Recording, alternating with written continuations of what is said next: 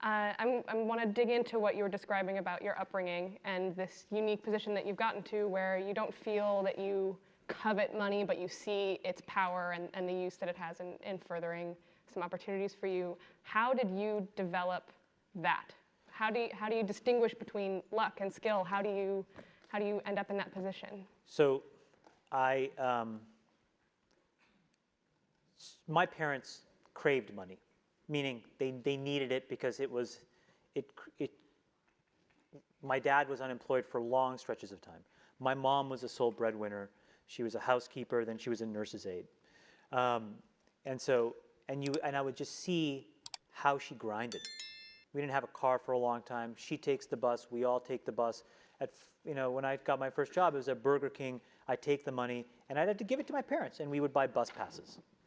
And I remember telling some of my friends, I went to a very good high school, kind of like the rich high school, not the high school I should have gone to. I was able to go to this different high school. And I would remember I would tell them hey, this is I would be so ashamed that I worked at Burger King. They would sometimes come by, and I would just be like, oh, fuck, and then at some point, it was like this release moment where I was like, this is my life. I can't do anything about it. This is what it is right now. And I kind of had a sense that I could figure some stuff out later, but I didn't really know.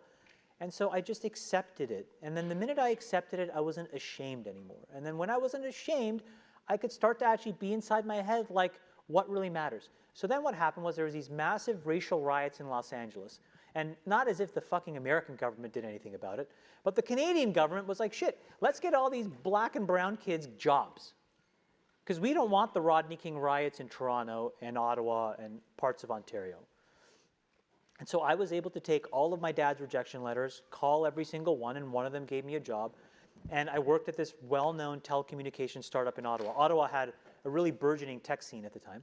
And I worked in this organization that was run by this really iconic guy, Terry Matthews.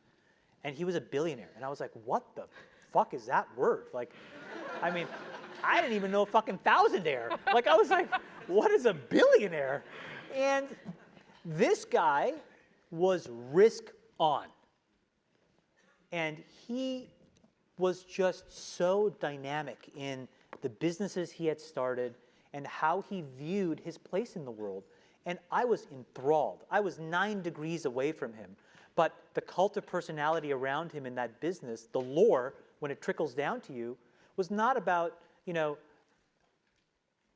his conspicuous consumption or anything else. It was about, okay, we're launching this frame relay switch. Now we're going to buy this company. Okay, we're going to pivot the entire business to ATM. And you were just like, it was an amazing time. And so I took the bus to Newbridge.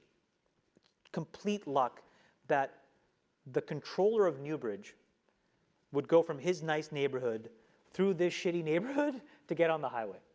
And so he would see this guy standing by the bus, and eventually he saw me inside the office, and one day he stopped. He's like, you want to ride? You work at Newbridge? I'm like, yeah. And this guy, Sam Legg. So in the car, he was in the front seat, beside Terry, and he was able to tell me how this guy thought about this. I was like, because I would read it in the paper, and I'd be like, why is he doing this? So it just completely rewired what money was. For Terry Matthews, money was an instrument of change, right? He had a market cap. He's like, wow, that's $8 billion of change, $10 billion of change, $15 billion of change.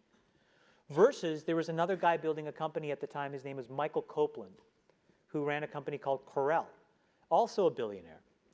And he was the exact opposite. Had a messy divorce, married some trophy wife. He took this obscene, shiny glass from his building and covered his house in it. And so you had this dichotomy of two different characters at that time in the 90s building really interesting businesses. Corel, which was a reasonable business, Newbridge, which was a reasonable business. They were both very successful, but they manifested money so totally differently. And I was like, I want to be this guy.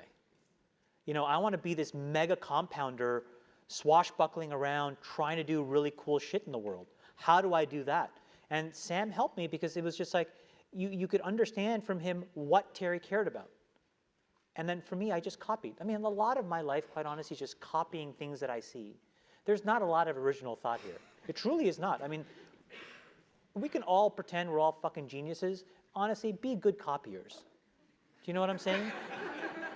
It's the best thing in the world. Like, be around high-functioning, high-quality people and just copy the shit that they do. Observe the shit that's, you know, kind of crappy, and then don't do that stuff. It's not a fucking complicated formula.